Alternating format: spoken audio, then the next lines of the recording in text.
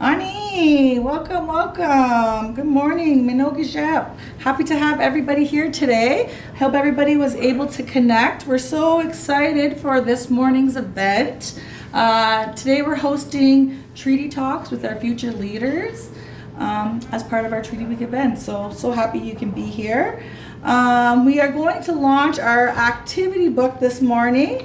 So we have a brand new treaty activity book. Feel free to download it on our website. There's tons of great activities in here for our kids, youth, and adults as well.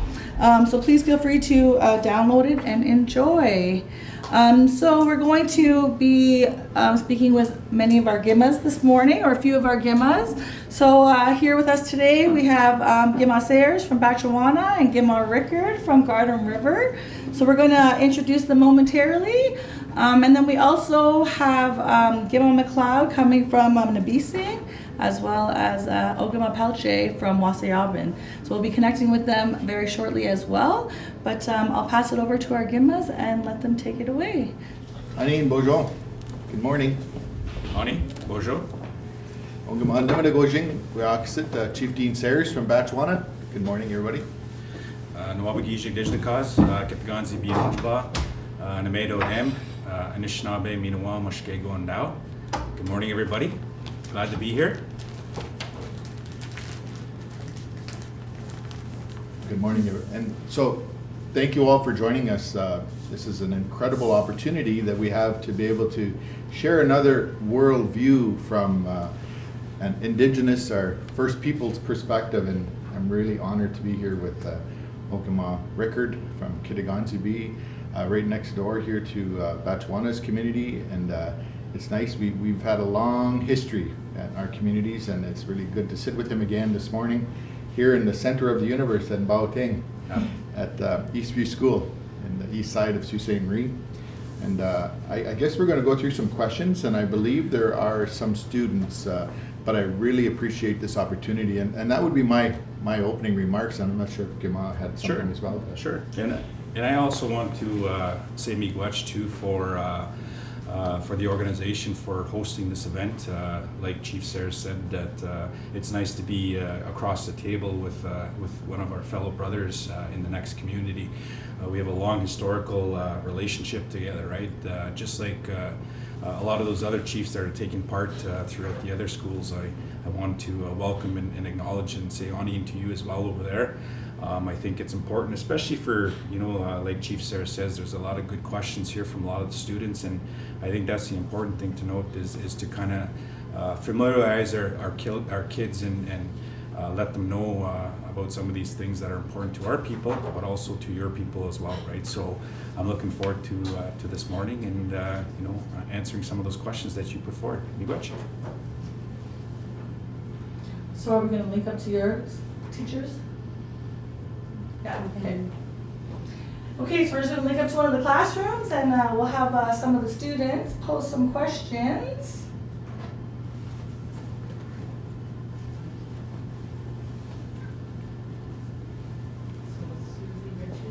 Yes. In here? Yes.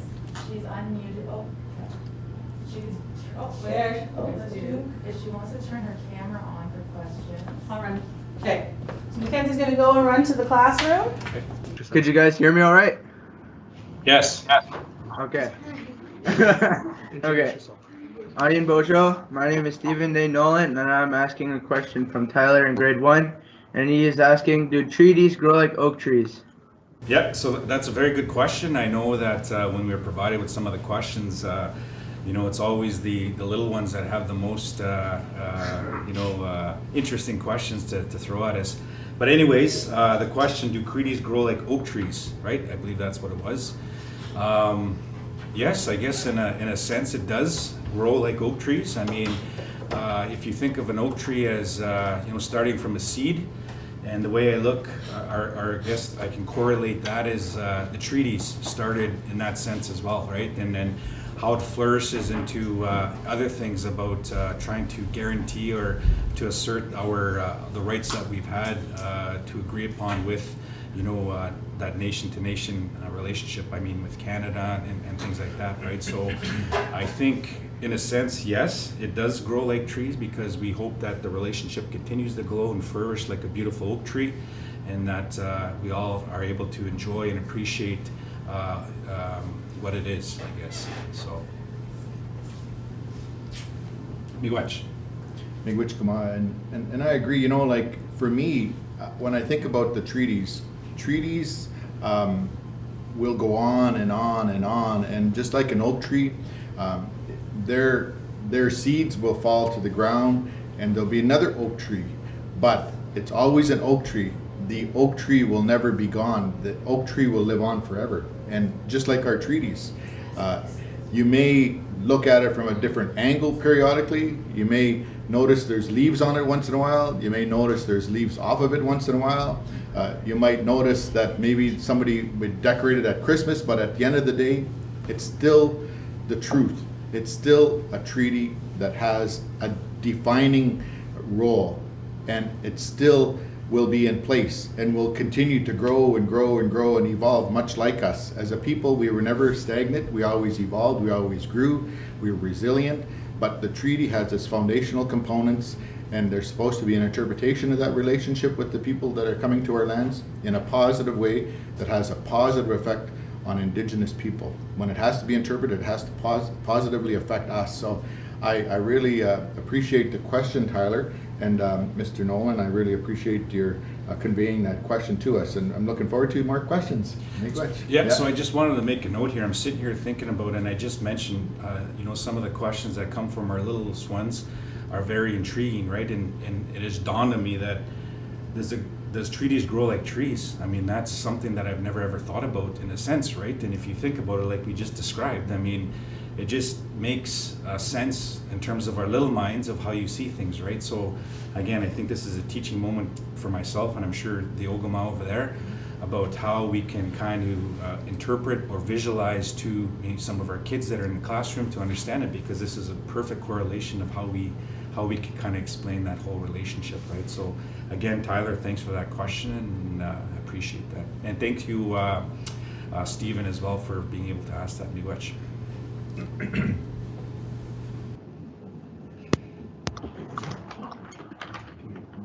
Hello, can you guys hear me? Okay. I'm Wayne from Garden River. I'll be asking, will treaties go on forever? Thank you, Wayne. Thank you, Wayne. And this question was, will treaties go on forever? Yeah. Treaties are in place as long as the grass grows and the rivers flow, and many other, markables or measurables around the relationship. Treaties, from an Indigenous perspective that was shared with me by elders a long time ago, are living.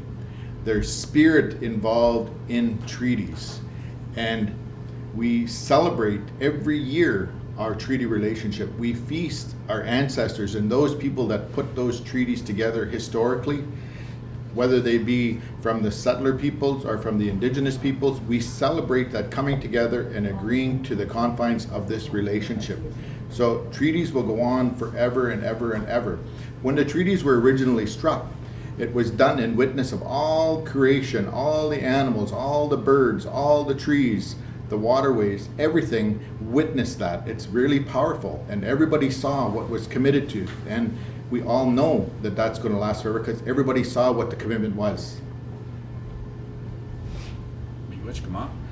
And just to reiterate with Chief Sayers mentioned, and obviously there's no end date to that. It has its spirit, and the spirit never dies, right? So again, like Chief Sayers mentioned, is that we've always taken an opportunity to celebrate the treaty. I think a lot of our people do honor and remember those signatories to the treaty. There was a lot of ceremony, a lot of cultural celebrations that came along with signifying the signage of those treaties. And so I think, again, it's always good to note is that it never dies. It's a living and breathing document that will continue to grow for as long as we live, for as long as the next generations continue to move forward. But again, like Chief Sayers mentioned before, it will continue to live on.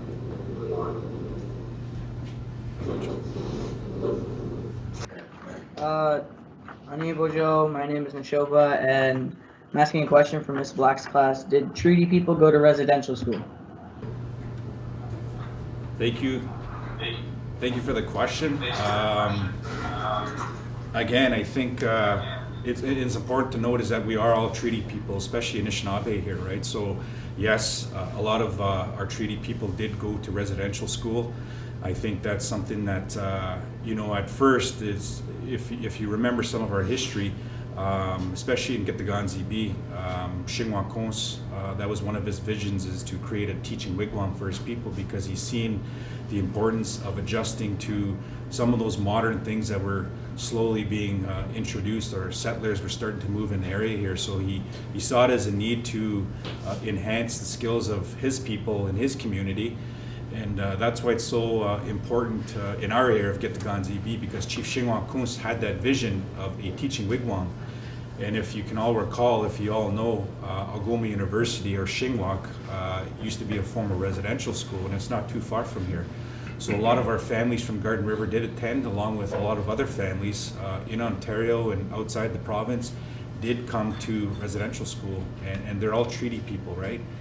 So again, I think that's something that it's a good answer, obviously, and at that particular time, for many of our people, it wasn't a so good of an experience. I'm not sure if some of you are learning those kind of stories or some of those issues in school, but I think it's important to note, to remember, and to acknowledge, and to learn about some of those things, because as Anishinaabe people, you can see how far we've come, how resilient we've been, and how much greater, stronger we are to navigate some of those things that our people have experienced, and we're here today to enjoy, some of these things, and obviously, being here with the Gema to answer some of these good questions, right? So again, it just shows our resilience, and thank you for that question.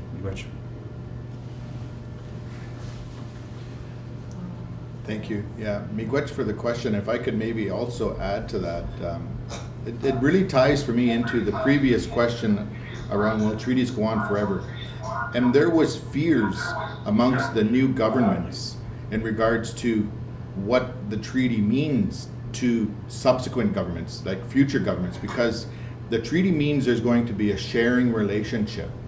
And we had always expected as a people to be able to, in exchange for sharing the lands and the resources with the new people, we expected in exchange that we would be able to have access to good quality education as part of that deal, good quality healthcare as part of that deal, good quality services as part of that deal, water systems, all those things. And of course, those things come with a price tag. So part of the overall how things evolved over history included residential schools to try and take away our Indianness. And that's a black day in the history of Canada. And unfortunately, it hurt a lot of our people. And we are really doing our best to move forward, but we have to talk about, and we have to remember that part of the history of these lands so that it can never happen again. We don't want to be involved and to be dismissed and to be thought of as less than or not as good as anybody else. We are a beautiful people. We have our language, we have our culture, we have our way of life. And those kinds of things, I think, need to be brought to light.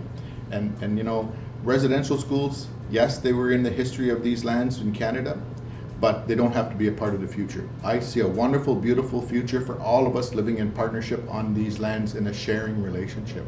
And Miigwech for your insights as well, Gema. It's really important for us to ask for another side of the story. And thank you for these perspectives and for this forum to be able to do that. And Miigwech, Gema, thanks for your insights and thoughts.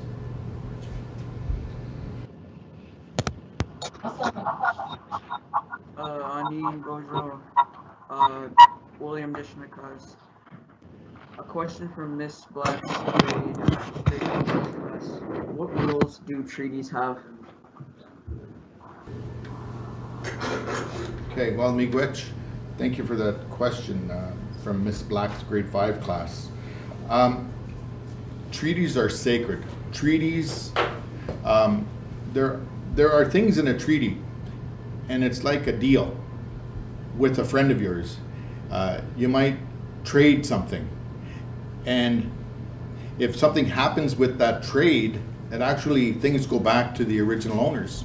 And in this instance, in our area here in Badgerang and Baoting and Kitaganzibi, in the local indigenous communities around the eastern shore of Lake Superior and Lake Huron, we have an incredible legal agreement known as an international treaty.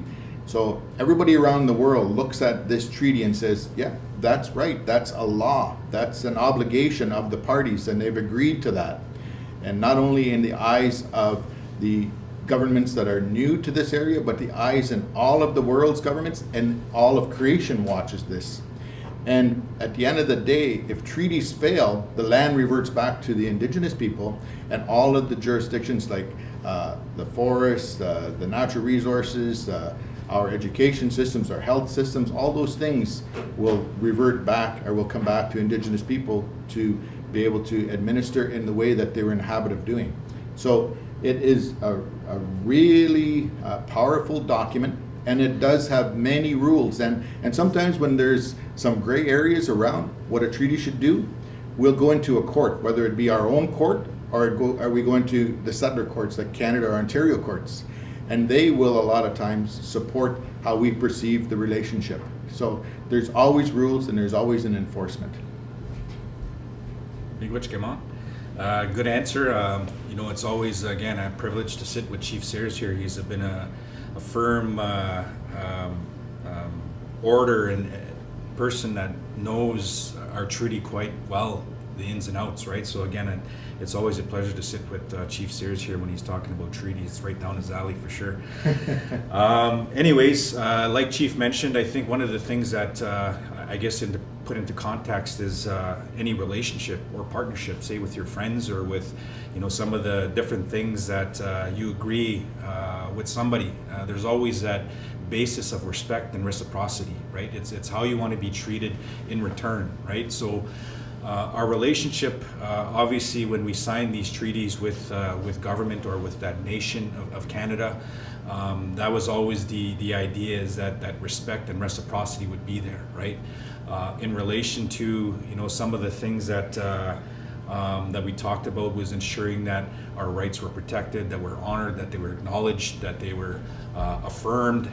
Some of those things were, you know, important to note in these treaties, because again, our leaders were very smart back in the day. You know, they were very mindful of and visionary of what to include in the treaties, and it's quite amazing to think that even though it happened, you know, 150, 200 years ago, treaties, they thought ahead for the next generation. Yourself that are sitting in the classroom, the kids that are in this classroom, the kids that are taking part in this, it reflects and it hits you as well. You're affected by those decisions that were made by our people long ago. And again, if you looked in the treaties itself and you looked at the documentation and the words that were shared, again, it's really amazing how they were able to see what they thought would be important to our people in the next generation. One of the things that I wanted to mention is that what is happening now is a legal case, I guess, from Canada and Ontario. And one of the things we talked about was the treaty pay and some of those annuities that you know, some of our communities have benefited from year after year. One of the things that was in the treaty that we signed, Robinson Huron, was the fact that our leaders wanted to ensure that as you know, as the years went on, as you know, the economy built up, they factored in various variables that would signify we would be a part of that process as well. And I think that's what the legal challenge is today, because we want to ensure and we want to say that's a living and breathing document, and the contents in there are still relevant today. And that's one of the big things. If you have an opportunity, please Google Robinson Huron Treaty litigation, because you know, again, we're looking at trying to recoup and recover some of those benefits that we might have lost or not been properly provided over the years. And so far so good. We've been through a few major hurdles, and I'm hoping that the next year and a half or so, the next 2 years, it will be a little bit more smooth sailing. And that's something that will affect you, will affect your children, will affect future generations. But always remember that if you have an opportunity, just try to read the treaty and get an idea of what our leaders had thought about before, and how it affects you today, and how it's going to affect your children and your grandchildren and all those kind of things. So, big much. Awesome. I think we have one more question there, Amy. Yep, you guys are spending it live. Running again. What happens when they didn't respect the treaty? Well, so that's another good question. If I think as students, I think you guys all have access to social media, to the internet, to the TV, to the news, to various sources like that. You do see coast to coast in Canada something that comes up in regards to treaty, right? Most recently, for example, you look at the Mi'kmaq, right, and the lobster situation of them having a little bit of a battle or confrontation with some of the non-Indigenous fishermen that were there as well.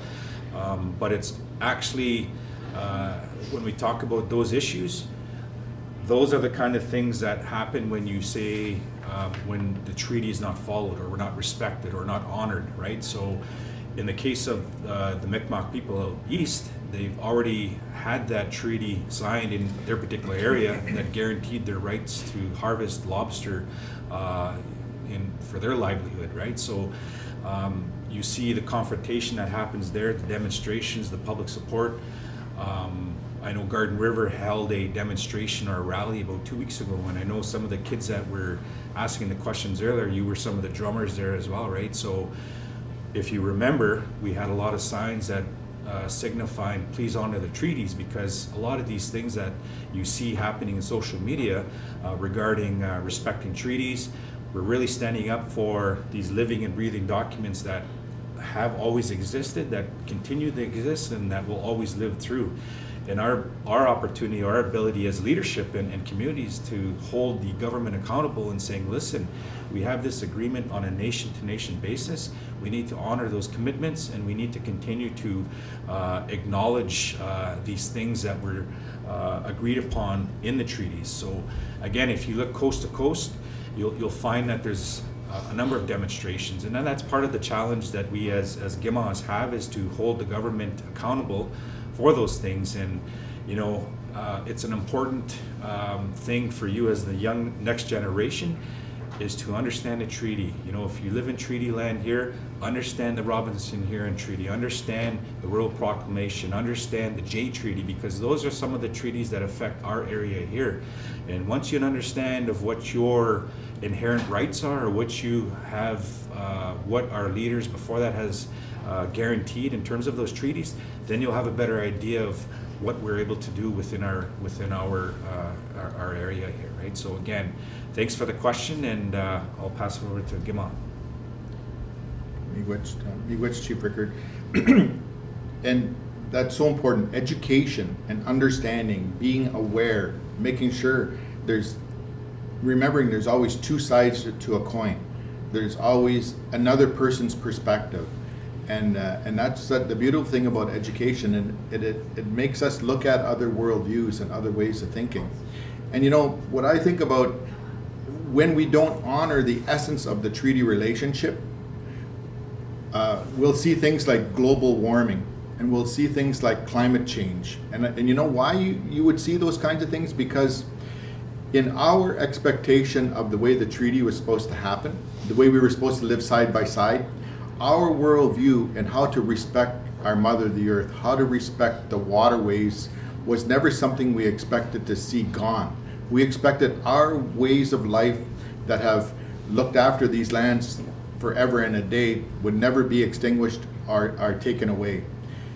The environment, the climate was great through all of history. And when we walk away, our partners walk away from the treaty and says, we're not going to share, we're not going to acknowledge your insights. We end up in systems like we have right now, where in our forest there's clear cutting, there's aerial poisons and sprays sprayed on our forests. You'll see temperatures raising, you'll see Lake Superior flooding, you'll see all kinds of new fish introduced. You'll see the ecosystem, the environment really falling apart. And if there was an honoring of the treaty relationship, truly in a true shared perspective, we wouldn't see the condition of our earth in the way that it is. And that's just one repercussion. And you see things like what's happening on the East Coast, like Chief Rickard said. So it's really important for us to respect the treaty and interpret it properly. Awesome. Okay, so I know that we got Nipissing waiting too with some questions, and there also has been some questions that came in on the chat. So maybe we'll throw it to Nipissing, and then we'll do some closing at the end and catch some of those other questions. Miigwech. Awesome. Yeah. Okay, Ani, everybody, that was great. Miigwech, Gimas. Miigwech to all the students for sending out those great questions. We do now have Nibising with us and Gimon McLeod. So I'm going to take a moment to let him introduce himself and open up some opening comments. And then I'll ask him a few questions that some of his students provided. So take it away, Gimon McLeod. Hi everybody, I'm hoping everybody's good today. Beautiful fall day out there. Welcome to Treaty Week, Treaty Recognition Week. Myself, I'm broadcasting live from Beesing High School here in Nipissing First Nation. And I'm here to answer a few questions about the treaties. And I want to say, give a shout out to all the schools that have joined in, and some of our schools in our First Nation, but also some of the schools that are some of the mainstream schools. So I welcome everybody and thank you for joining in. I think it's really important that we all take time to discuss treaties and their importance and role in our everyday lives here in Canada. So this is a pretty important subject, and I'm really overwhelmed and happy of all the participation that we've been getting. So I'm just going to talk a little bit first about treaties, and then we will get into some of the questions that have been sent in by some of the students. So it's treaties were really, they were established well before settlers came to North America. There was many competing First Nations that occupied the territories around here that were guided in their relationships by mutually beneficial agreements. These agreements or treaties of that time were captured by wampum belts, and these were viewed as very sacred agreements between the nations. It was how we kept peace and how we defined our relationship with each other. Because without these agreements, there's chaos and sometimes violence. So it was important to have these treaties that outline each other's responsibilities and rights, and they were mutually respected. So this way of thinking that Indigenous people had prior to contact was what we carried into the treaties that followed with the settlers that came in, starting from the mid 1600s. And so that way of thinking of having these relationships documented and respected was our way of doing business.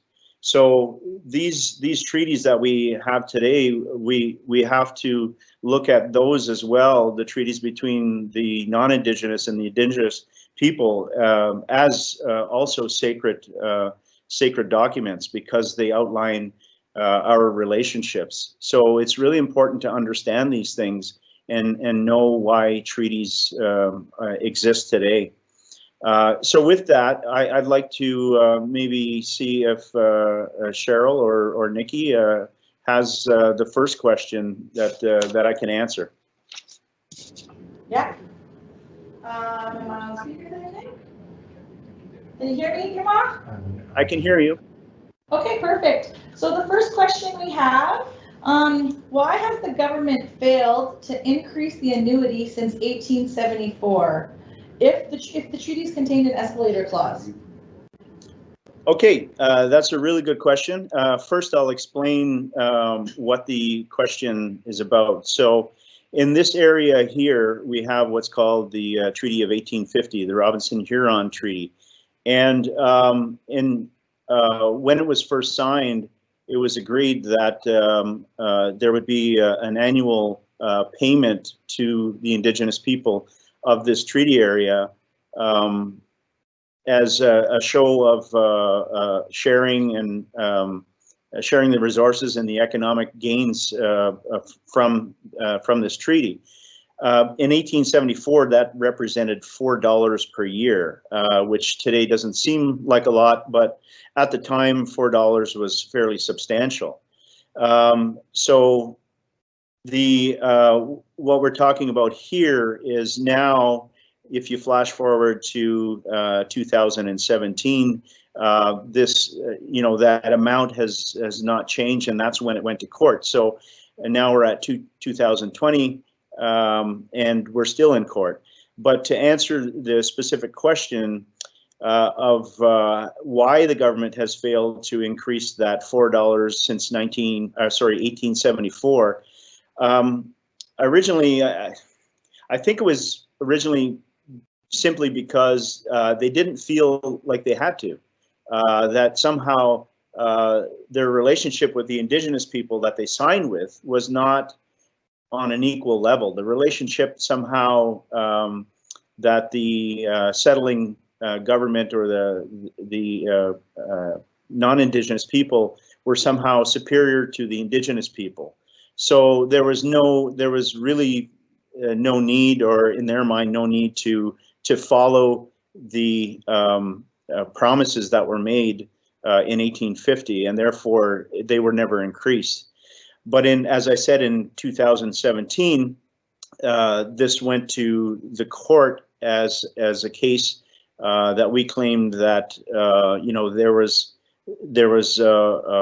money owed because those dollars were never increased since 1874. Now, the province of Ontario has argued that the amount that was agreed to in 1874 was static. In other words, it was frozen in time, so it should never change. However, the Supreme Court judge ruled that no, that the amounts needed to increase over time to reflect the amount of economic gain that the non-Indigenous people were receiving as a benefit from signing the treaty. So, I can tell you the facts. I can only speculate on why, and for me, I speculate that is because they didn't feel the need to increase. And so even after that ruling, the Ontario government has appealed the decision. So in other words, they still don't agree that they should pay, and which is really unfortunate because now we're in 2020, and we're still trying to fight for the spirit and intent of what that agreement was, and it's unfortunate, but I think since the treaty was signed in 1850, it has never been honored. And anything that has come in the way of fulfilling any obligations from that treaty, unfortunately, has come out of a court ruling. In other words, we had to bring it to court for them to actually fulfill their obligation. It wasn't given voluntarily. So we're still in that position today where we're having to force government through court proceedings instead of simply keeping up with the promises that they made in those treaties. Now you have to understand those treaties are binding legal promises that were made, and unfortunately, still to this day, the treaties are not being fully honored.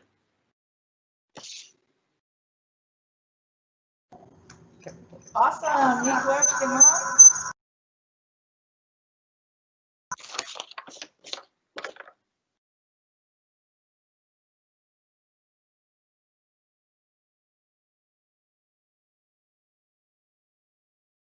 Sorry, I can't hear you.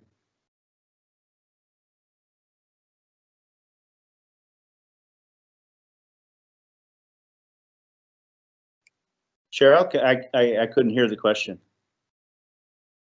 Can you hear me? Oh, There we now go. can you hear me? Yeah, I can hear you now. Okay, sorry. I think I was muted there. So the question is, do you think the government has been fair to Indigenous peoples since the Robinson Treaty Agreements of 1850? Well, I think I captured that in the first answer, but just to reiterate on that, no, I don't think they have been fair. And as I stated, you know, in order to be fair, you need to fulfill the obligations of what those promises were. And we've been fighting since literally day one for the Canadian government to honor those treaties to this day. That hasn't happened. So no, it hasn't been fair. It hasn't followed the spirit and intent, which spirit intent means, you know, when we signed those treaties, when we sat down and signed and agreed to these things, what was the thinking on both parties? What was the spirit? What was the intent? And the intent for the Indigenous people were to maintain their inherent way of living, to maintain the economic benefits and all the things that we had utilized for thousands of years prior to contact, to have all those freedoms and all those riches of the natural resources protected. That was our intent. That was the spirit, was to keep our way of life, of living as Anishinaabe people and living healthy and free, intact, and that hasn't happened since the signing of the treaties. In fact, the opposite has happened. You know, we were put in residential schools. We were incarcerated. We weren't given simple, basic human rights.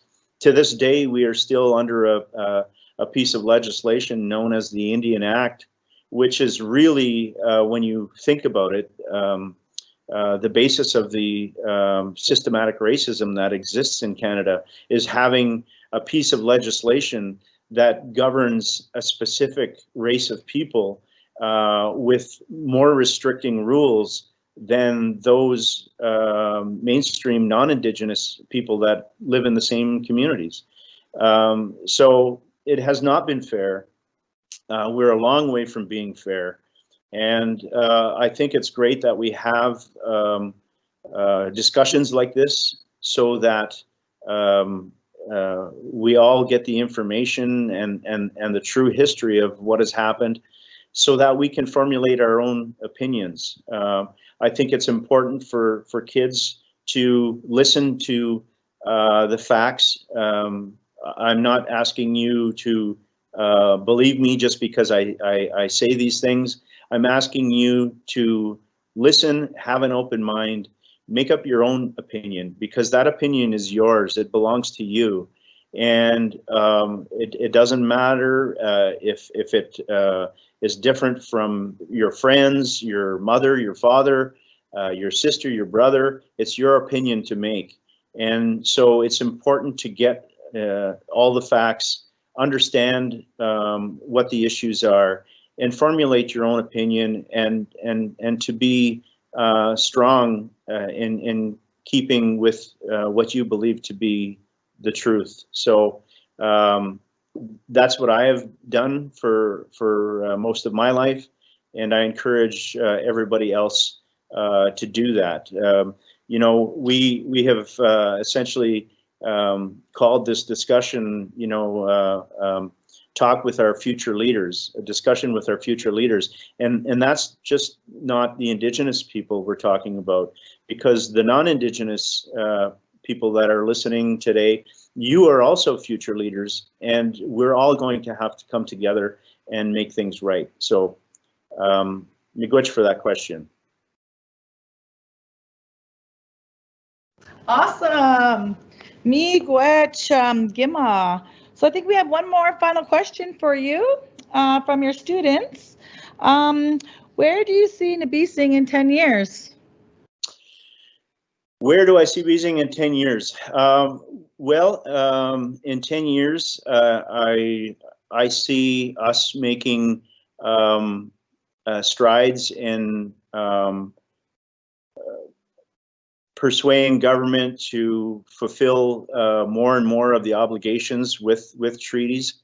I see us sharing and helping educate and raise awareness more and more. I think I'm so amazed at how much has been accomplished already in the last 4 or 5 years on raising awareness, and including our non-Indigenous friends and families and teachers and students to sit down and have these discussions. I see that going further, and the more and more we do that, I see us changing the way government operates. Because government is not a person. Government is not a being. It doesn't have a spirit. It doesn't have feelings. It's a mechanism of doing things. And really, the way we change how it does things is by educating and changing the mindset of the everyday people, like is watching today.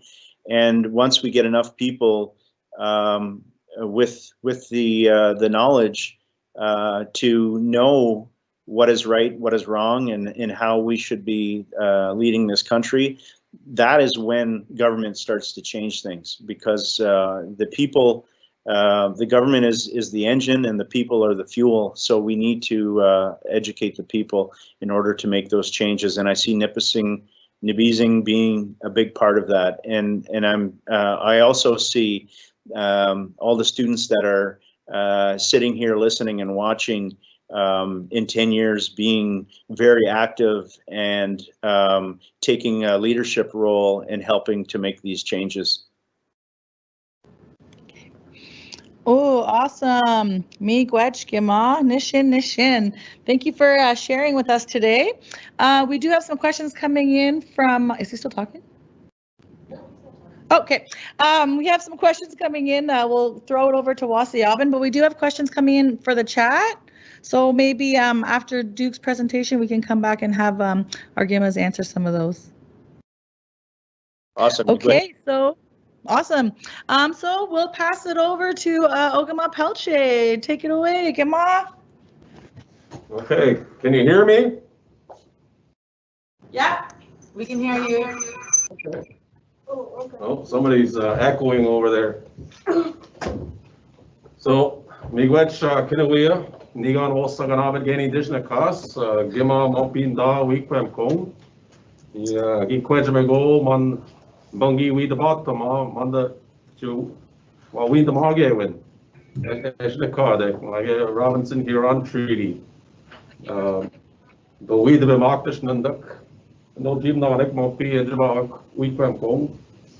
Agent Kaza, Lauren, Xavier, Talon, Minot Evelyn. So, we know, I see what we quit the oak. Was it quit? We'll quit to make one. So good morning, everyone.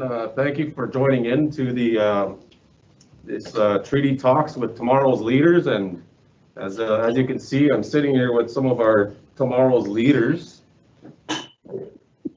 Yeah, you're going to be leaders of Wequampong in the future, right? Exactly, right on.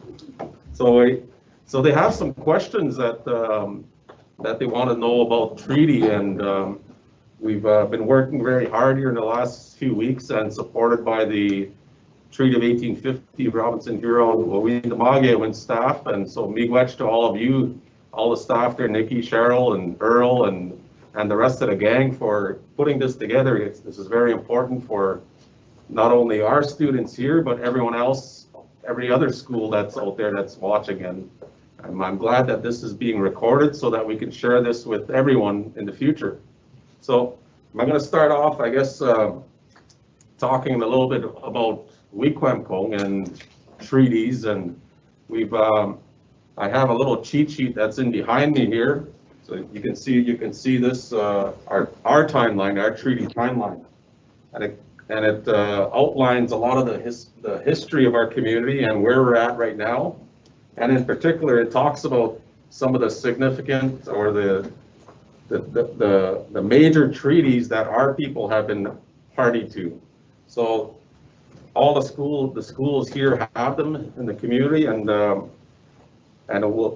it feeds right into some of the questions that we have here. So I'm going to be using that as to help me answer some of the questions. So Lauren, one of the future leaders, what was your question? What's a treaty? So the question from Lauren is, what is a treaty? So I think some of the other Gimok over there, so they've already kind of answered it. I got another answer. I'm going to try keep it. So a treaty is an agreement between two nations. So our people, the Anishinaabe peoples, we've had agreements, a number of agreements. Particularly here at Wequampong, we've had about four agreements with the British Crown and other nations. So we have one of my good friends and historians, Naomi Reckley. Some of the treaties are put into the wampum belts also, and that's how we kept our records. So a treaty is an agreement between two nations. You got it? Yeah? Okay. So our next question is from Xavier. Are treaties still made today? Are treaties still made today?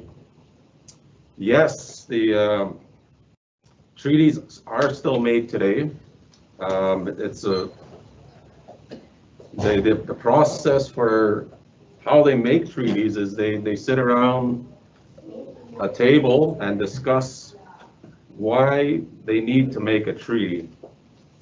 And in today's world, it's really hard to make a treaty because there's so much other things that need to be thought about. And some of the older treaties, they envisioned life was going to change. They knew life was going to change, but they didn't know how much it was going to change. So today, what we know is everything is being discussed as part of those treaty tables. So yes, they are still made today, and there's a lot of nations that are talking about treaties. So you had another question? Yeah. What's the oldest treaty? What is the oldest treaty? Oh, the oldest one that I know of is the Niagara Treaty in 1764, and that's probably the most important one for our people, because that showed how treaties were going to be made with the British Crown and the Anishinaabe peoples on Turtle Island. So that's the oldest one that I know of. but there's many others that are older between other nations. Okay? No? Okay, Talon.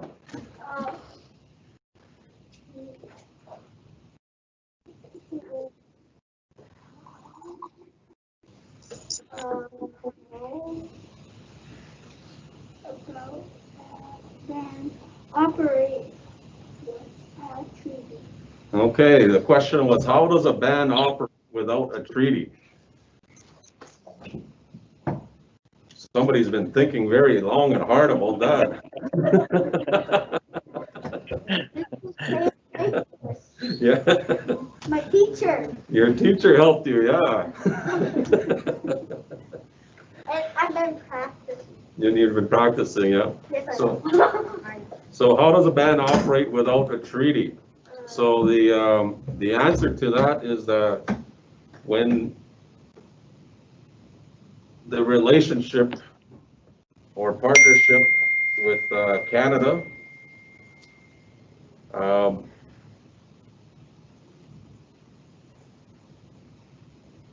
requires or Canada has to, as part of their promises, they provide supports, financial resources for us to operate our community. So they provide money for us so that we can hire teachers, have this school, have all the school buses, all the paper that you're using for school, and even all this technology. That's something that they have to do, and in fact, they provide that to every Canadian citizen in Canada, in this country. The only thing is that they give us a lot less to do what we're doing. So it's because of treaties and agreements and promises from the past, which is why some bands can operate without a treaty. Okay, and we have another question from Evelyn. Your turn, Evelyn. I'm mad and sad because broken promises have been broken because they've been crossing their fingers behind their back. Oh, yeah. Oh. So Evelyn is mad and sad because of promises that have been made, but they've been going like this with their hand behind their back. Yes, I can see her cross. Yeah, see, like that. And then when they're making promises, so she's asking what she can do. So, you know what you can do, Evelyn, is keep asking questions like what you're doing and what your friends are doing. Ask your teacher to bring out some more information so that you can learn more. And then once you start learning about it, then you can start sharing with your friends, share with your parents, and then and some other time you can actually go onto the computer and share with the world everything you know about broken promises, so that kids in other schools, they can do something also. They can learn about it from you. Is that something that you think you can do? Yeah. Right on. So we've want to thank everyone here. Is there any other questions from the? No, we're good. Okay. So I want to thank everyone for the opportunity to have a little quick discussion with the students here at Wassiavan Junior School and the Quemacon Board of Education and from our community to talk a little bit about treaty. And as you can see from some of the work that's being done with the 1850 treaty and Robinson, Huron, Wawetamagewin, they are beginning to develop some resources. So I'd encourage all our teaching staff to go to their website and access not only this video that's archived, but many of the other information that's being shared there. So, Chimigwech, Kinawea, and thank you from Wequamco.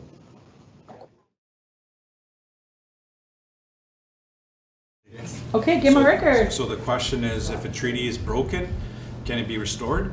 Yeah. Absolutely. I think, again, when we talked about the treaties being living and continuing to have that spirit, it's always there. So I think that's something that we need to acknowledge, is that it hasn't and it won't go anywhere, right? Even though things have not been honored or acknowledged or broken, we still have to have commitment from both sides to ensure that we work towards that original intent of the treaty, right? So again, that's part of our responsibility as leaders as well, is to hold our treaty partners to accountable, because I think as Anishinaabe people, we've upheld our responsibility, right? So again, it's something that we continue to do as Gamas, is to hold those other treaty partners accountable, and to ensure that some of those things that have been broken are reminded and affirmed and acknowledged and continue to be talked about. So yes, miigwech.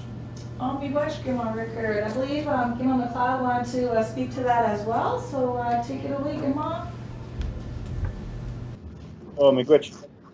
Yeah, I think Chief Rickard summed it up. But I guess I'd like to use an example, maybe for some of the younger folks out there. And I think, to answer the question, can a treaty be fixed if the promises were broken? And I think the simple answer is yes. And if you think of the treaties as promises that you make to somebody, whether it's your friend, your mother, your teacher, your father, you make those promises, and sometimes something forces you to break that promise. But there are ways on fixing that, right? It's repairing the relationship, and that's what we're talking about here. The treaties are relationships between two parties, just the same as you have a relationship with your teacher or your principal or your parents. And sometimes that relationship isn't always the best, but there are ways of correcting that. And sometimes it does take some hard work to do that, but it definitely is easy, not easy, but you are able to restore those broken promises. And that's why we keep pushing, is to get to that point. Okay, miigwech. That was great. I did have another question come in from the chat here that anybody's open to answer. So the question is, what did they think it would change? Like, what did Indigenous think their world or life would look like with the treaties? I can take a shot at that. All right, Gima Sayers, miigwech. Bonjour. What I understood happened a long time ago is that even before the people came in what they call the canoes, the big canoes that were pushed by the clouds, and that's those tall ships. We went down to the east coast of North America and we heard a lot about what was going to come to us, including those big ships. And it also, we were cautioned at the time, we were told, be careful of how we share and who we share with, because we have our nationhood at stake. So we as a people have our own language, our land, our law, our own people, our own spirituality. And those things are really important for us as a people to maintain, as a nation. So we have to be always careful of how we share. We were warned about that. So even our leaders today, we still are really careful about how we share, because there's a lot of things at stake. All the animals still look to us to make sure that we share properly so that they don't end up disappearing and they don't fade away. And all of the trees and all the fish and all the water look to us to share properly, because we can't give up what the Creator asked us to look after when we're here. So it's important for us to always be conscious of sharing. And we always have to think through a new lens, always look at things differently, because times change, but we have to be careful. Okay? Thanks for that question. Awesome. Gimal Pelche, do you want to speak to that? We didn't know if you were waving us down or. No, I think it was answered appropriately. Okay, well, since we have you here, we do have a question from one of your class. So, which one was that? Can you bring that question up, Nick? Do chiefs plan and mentor future leaders in their communities? So that was from the NAC class. Yes, here we try to encourage everyone to participate. As you can see from our presentation here earlier today, we tried to bring the younger ones and whoa. Okay, stop there. Yeah. No, we try to share as much of the information as possible and allow them to ask questions so that they can continue participating.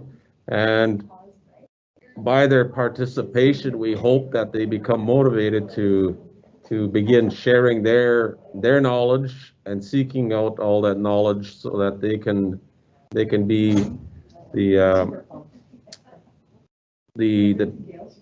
people that they go to. And we try to encourage peer networks.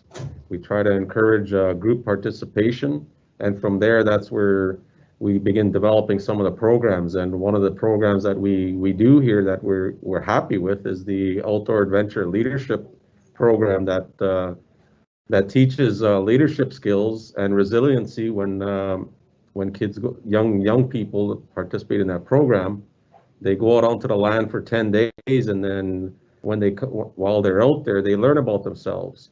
And that's one of the ways that we try to nurture young leaders in our community. And we've seen the result of it by operating the program for the last 10 years, where 1,000, I believe the number is close to 1,000 that have gone through the program. And we see many of the very first participants now taking leadership positions within the community, where they're managers of our communications department, as an example, or running our youth programs. So that's how we try to encourage leadership that way. And once they begin working in the community, other members of the community begin to see their skills, and it's from there that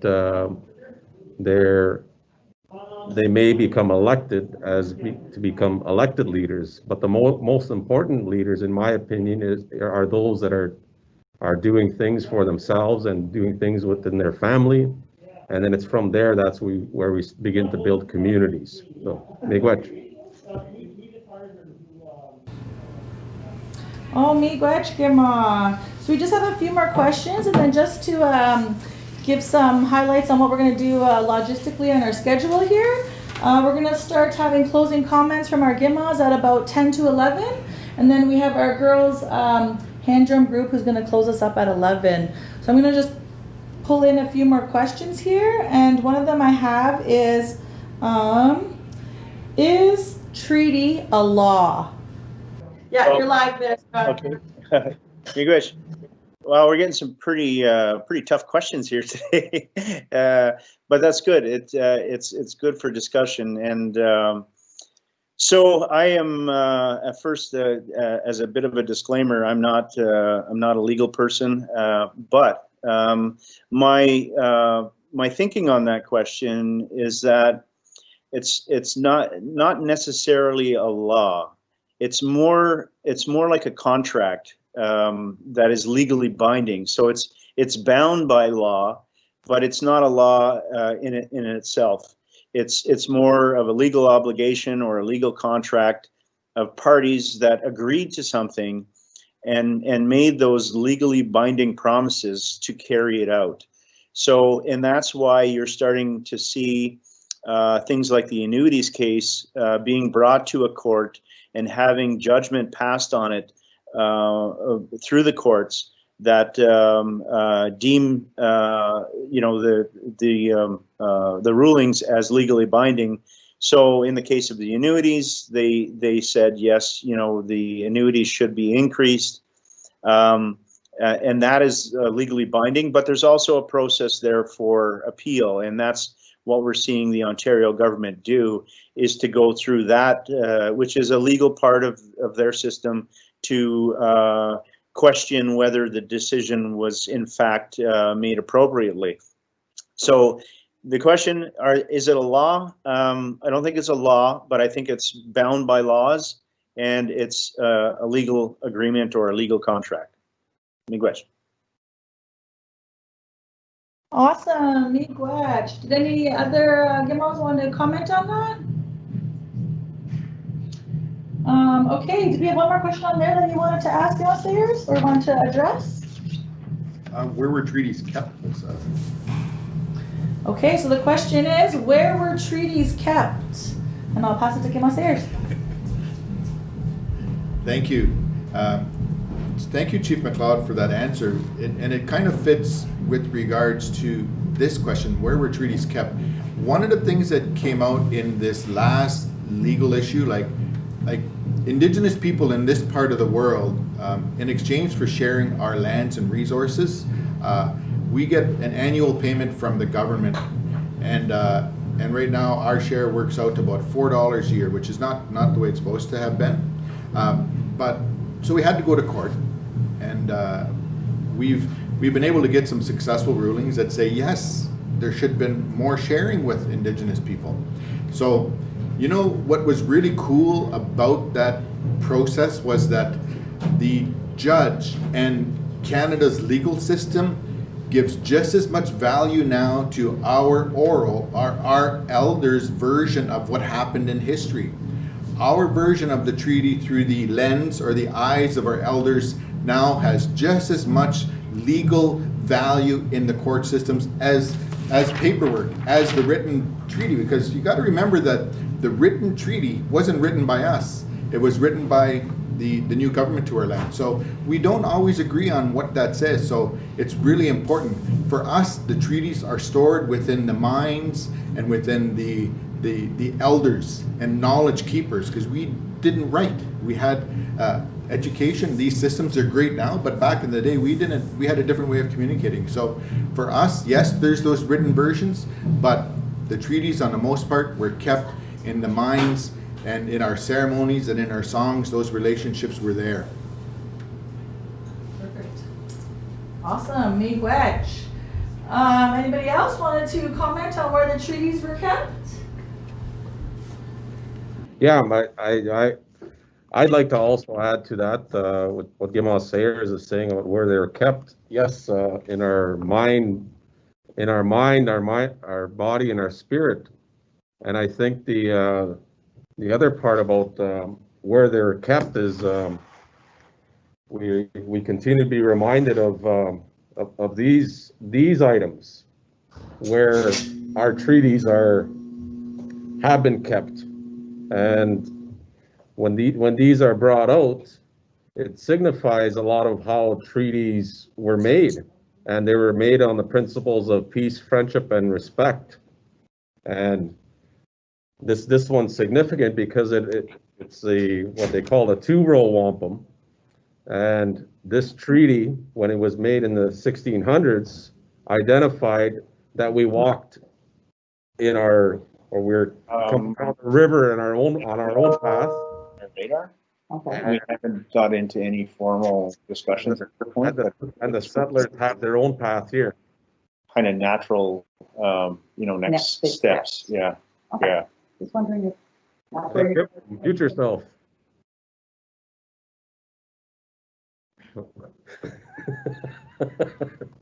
No, you took my mojo. But yeah, to add, I guess, to Gimel Sayers, the wampum belts also are places where our treaties were kept, and these are the basis of how settlement happened here on Turtle Island. And these things are very important teaching tools, and we need to continue to respect the teachings that are in them. And in fact, today we have a special guest here in our schools that is talking about a number of the wampum belts that are important to our community here in Wequampong. So That's another place where treaties are kept. Miigwech. Okay, awesome. Miigwech, those are great answers. So I have just one final question and then we'll go to final comments from all of our leaders. So the final question comes from Zaylin, and they ask, when will we receive our annuities money and how much will I get? I'm 10 years old. Plus, how can Métis claim our treaty land?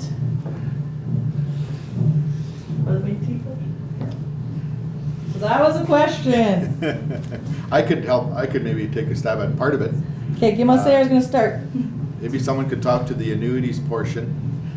But in regards to the Métis relationship, you know, when a long time ago at treaty time, there was no highways. The only highway was trails and the waterways. And when people came to Sault Ste. Marie to sign this treaty, they came in canoes. And in those canoes, the Indigenous people, they had their language, their law, their spirituality. They had in there the moose meat, the hides, the fish. They had everything that defined us, everything that made us a rich people. It was such a beautiful, beautiful canoe full of so many things. And we shared, we took from that canoe at treaty time and we put some things in the settlers. We shared what we had with the settlers. And then they came away with some rights, but they had obligations to us. And that's the foundation of the treaty. We had everything and it was our inheritance. All of these things in creation were ours to look after. We gave some to the settlers. Today, even with the Métis, what we ask is the Métis to come to us. Our canoe is still full and we have things and we can share again. So come and talk to the Indigenous communities, the First Nations leadership, and we'll contemplate, we'll talk about the sustainability of the requests and our original instructions how to look after these lands. And we might be able to even provide more sharing with anybody that needs anything from our lands. Those are inherent. The Creator asks us to look after these things. So it's us that still have that responsibility to share things. The settler governments, Canada and Ontario, don't have that right because what they have came from us. They can't give away something that's not theirs.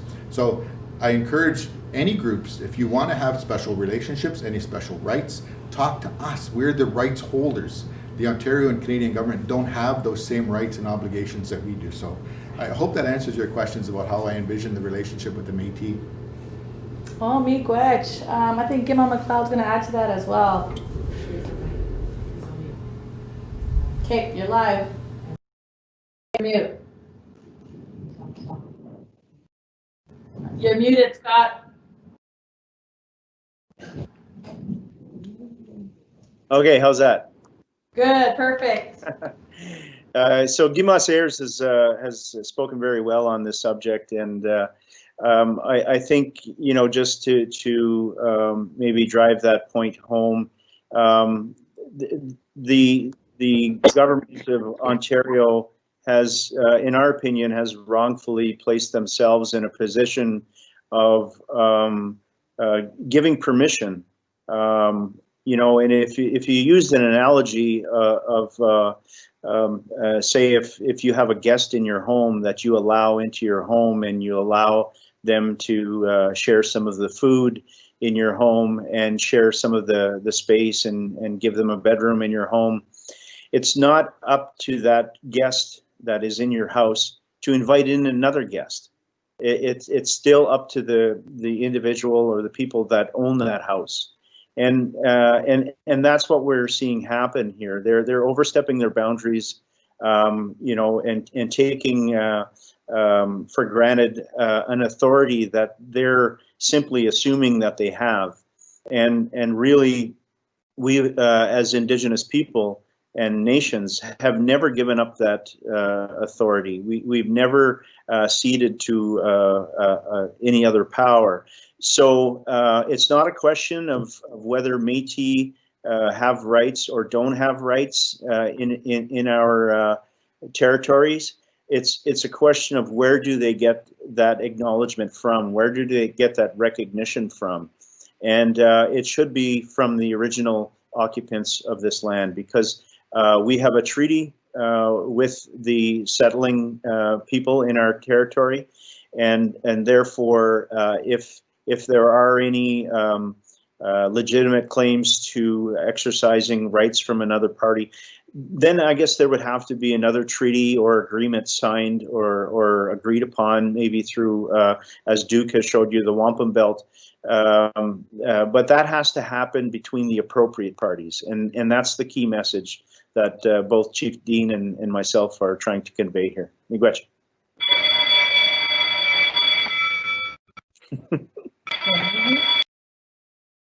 Perfect timing. No, that was great. I believe Algoma Pelche was going to add to that as well. Reference the part of the annuity, like maybe I can answer that part. Okay, let me pull up that question again for us here.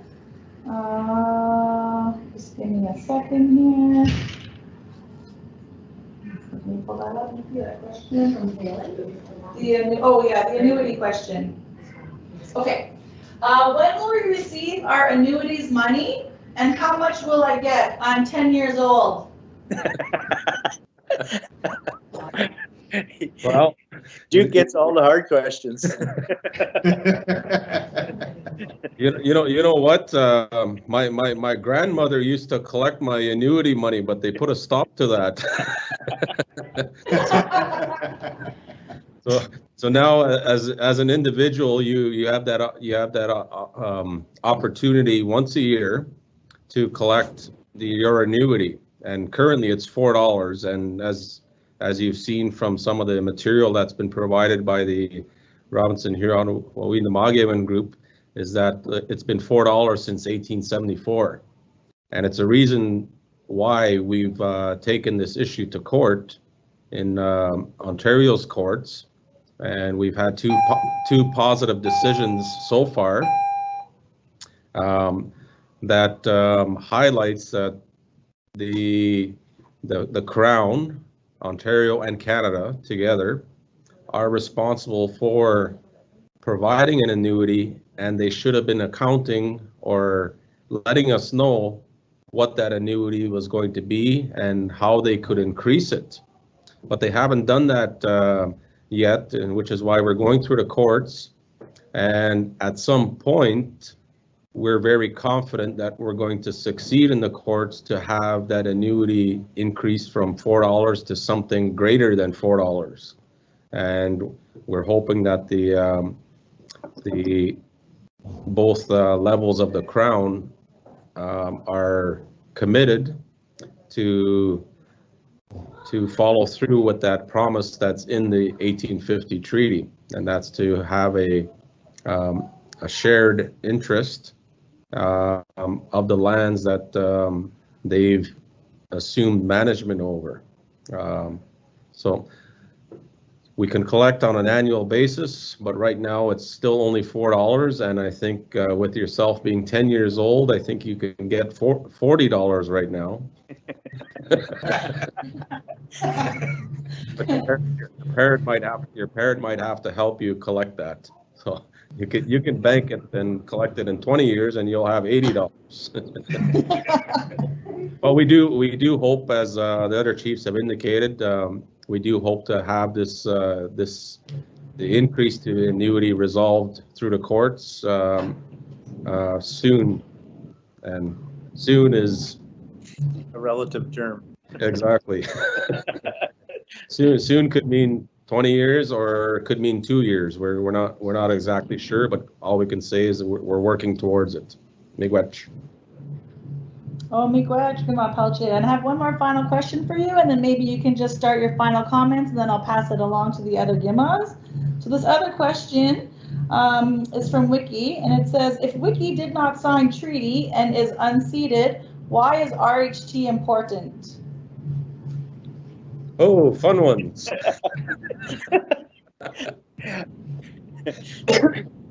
Well, I think this question can be answered. The way I've always answered this one is many of our people, we didn't have boundaries. We didn't have reservation boundaries. In historical past, we always came together, and people worked the land. They used the land for different purposes at different times of the year. So our people traveled around together, whether it was the Ojibwe, Dawa, or Potawatomi people, we always congregated at areas at different times of the season. And because there was no reservations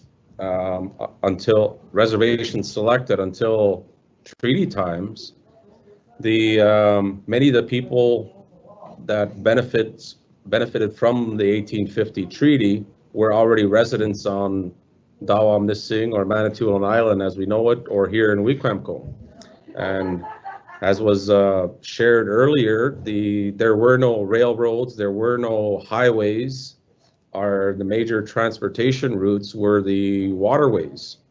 And we can see evidence of that where, and historical references throughout written sources, that throughout the mid-1800s and prior to Canada even becoming a state, our people were the ones that were controlling the economies here on Manitoulin and in the Lake Huron area. And we definitely see evidence of that here in Wequemco, where we have these massive structures that were built, like the Holy Cross Church and the residences, as well as all the whitewashed log homes. Like these things have survived up until today. And we see these same kinds of buildings in Baoting or other major centers that were crucial to commerce and trade in the mid-1800s. And as a result of everybody congregating or coming together on the Manitoulin for different purposes at different times of the year, primarily for the annual presents and as well as the fisheries that existed here to sustain large populations. Many people, when the 1850 treaty happened, they were living on Manitoulin, and then they selected reservations on the North Shore, and primarily at the river mouths of the large rivers. So you see all the First Nation, what we know as First Nations or Indian reserves now, that were signatories to the 1850 treaty. They're all at the river mouths, and you can see that all the way throughout, and they're all close to the water. And so that's one aspect of that. The secondary aspect is of why the 1850 treaty is important to Wiki or Wequemco is through an amalgamation in 1968, one of the signatories of the Robinson-Huron Treaty, the Point Grundine Indian Reserve, or Mi'kmaq, as a lot of the older generations know it, they amalgamated with the Manitoulin Island Unceded Indian Reserve, the South Bay Indian Band, and formed in 1968 the Wikwemekong Unceded Indian Reserve. So that's the legal aspect of it. And the other is that because everyone was already gathered here on Manitoulin, and for different purposes, when they selected their own reservations on the North Shore through the 1850 treaty, many of those relations were still counted as part of the Wequemekong or Point Grundine. And today we have of our total membership list, we have 60% of our membership list are identified as Robinson-Huron Treaty beneficiaries. So that's why it's important for our community to be participants with the Robinson-Huron Treaty. Miigwech. Miigwech, Gima Pelche, did you have any final words that you want to share with our audience?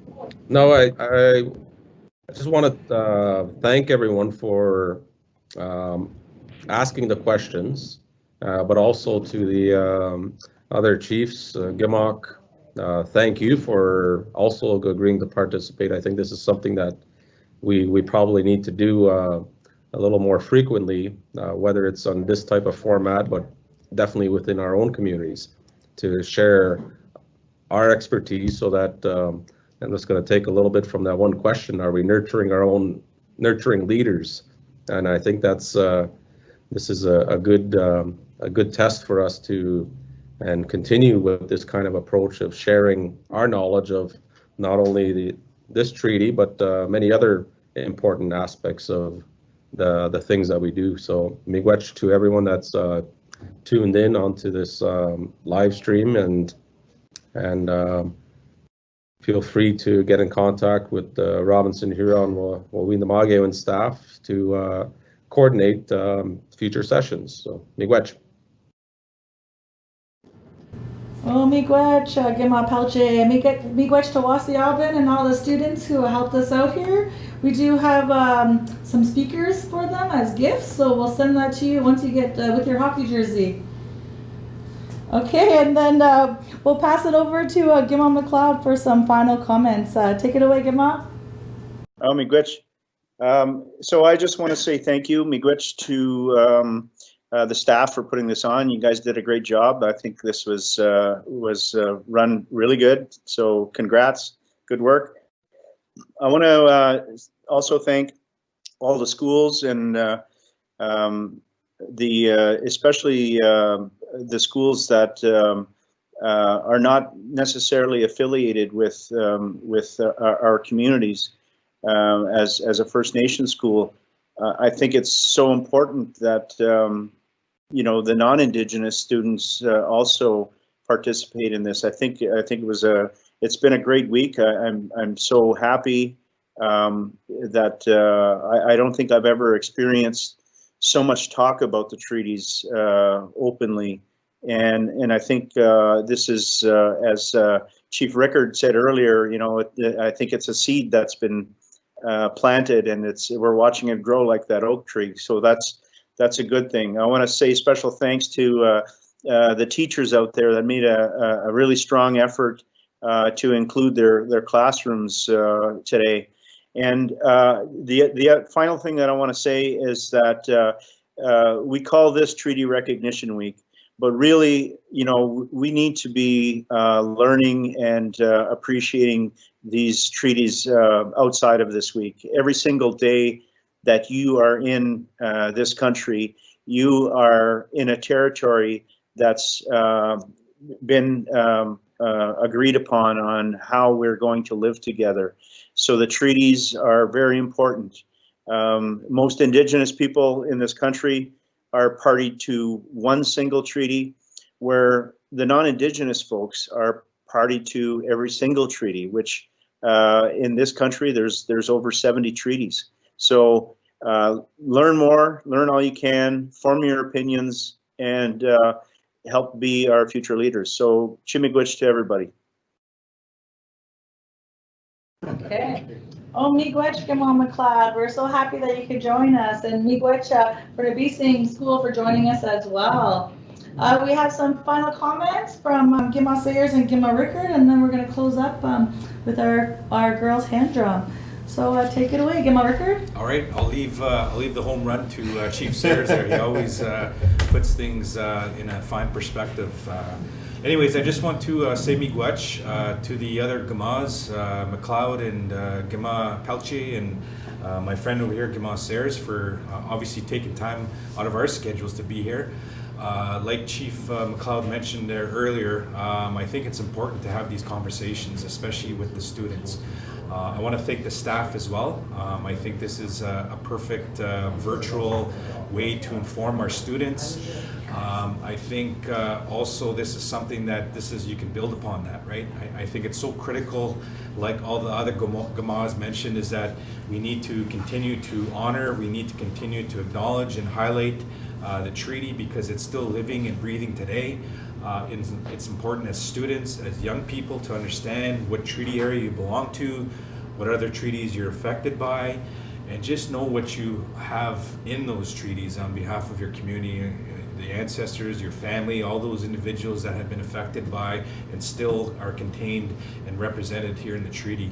I also want to maybe make note of this as well. Like we talk about the treaty, but I know that it's a little plug for my friends here, is that they have a lot of good documentation that kind of puts things a little bit into perspective, or things that allows you to understand the treaty in modern day, right? So it gives you a little bit of an idea of what was signed back in the day, and also highlights the other communities, the other Gimas that were part of that process long ago. But again, I think it's important. Again, it's important to reflect these special things that we have agreed upon with the other sovereign nation. I want to also acknowledge the students. Because of you, I think, is why we're here and having these conversations. I want to acknowledge the teachers, the principal, the schools that have agreed to take part in this event today.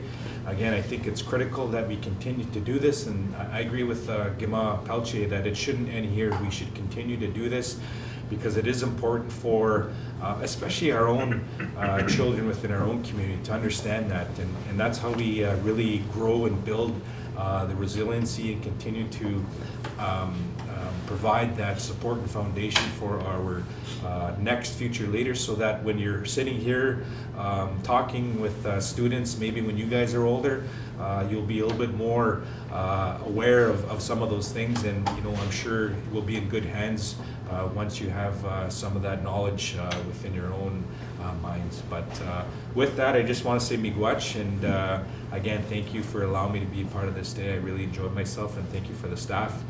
Miigwech, I hope you have a good day, everybody. Oh, miigwech. All right, can I say yours? Good morning again, everybody, and thank you all. Thank you to the students that have tuned in with us today as well, and for the chiefs in your communities around the treaty territory here, and the treaty territory that I think about, because originally there was actually in this area in 1850, the intent was to have one treaty that covered the area from the Severn River down near Parry Sound, down south of Parry Sound, all the way to Thunder Bay. So when we talked about it historically, it was looking after a huge inheritance, a really incredible large tract of land and waterways that we had the inherent, or we told all of creation we would look after that as original peoples of these lands. We entered into this treaty, and it's pretty blatant and it's pretty easy to see that Wikwemikong is unceded, yes, but all of those bands that make up that treaty territory never surrendered those lands. Actually, all the way from Thunder Bay to the Severn River, all of those lands have never been ceded. They've never been surrendered. We have never surrendered. There was never a war. So when we decided to share, and that sharing might not work out at some point in the future, guess what? All of those lands revert back to us. They don't revert to Canada. They don't revert to the Crown. They don't revert to Ontario. And that's the legal foundation. That's the way the rule works. That's the way the law works.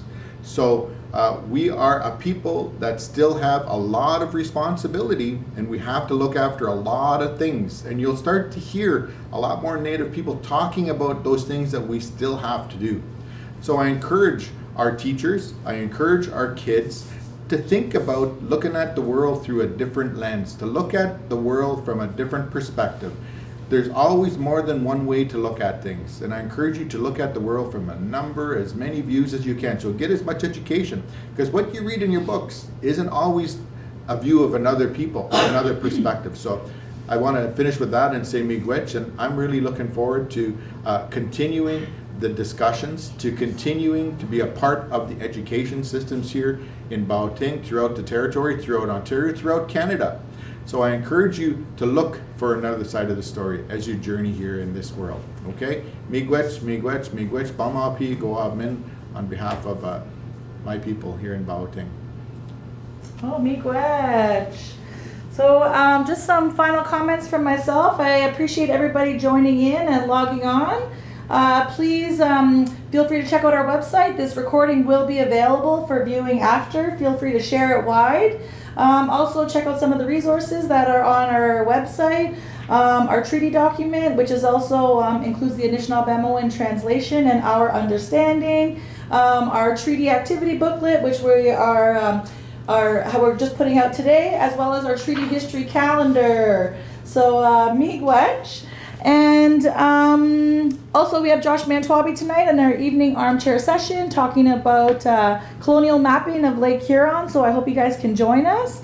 And we're just going to step outside and close up our session with our girls drum group. So miigwech, and we hope to see you all soon. Bama P. Pama P.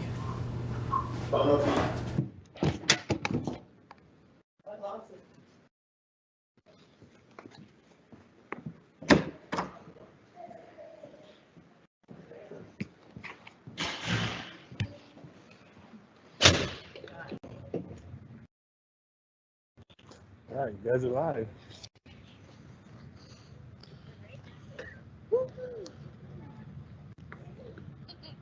All right. Ani Bojo, Bidaske Kwe Dishnakaz, Wase Dodam, Kikanzi Dojba. I am happy to introduce our drummers here at Eastview Public School, Miigwenon's drum group. Miigwech.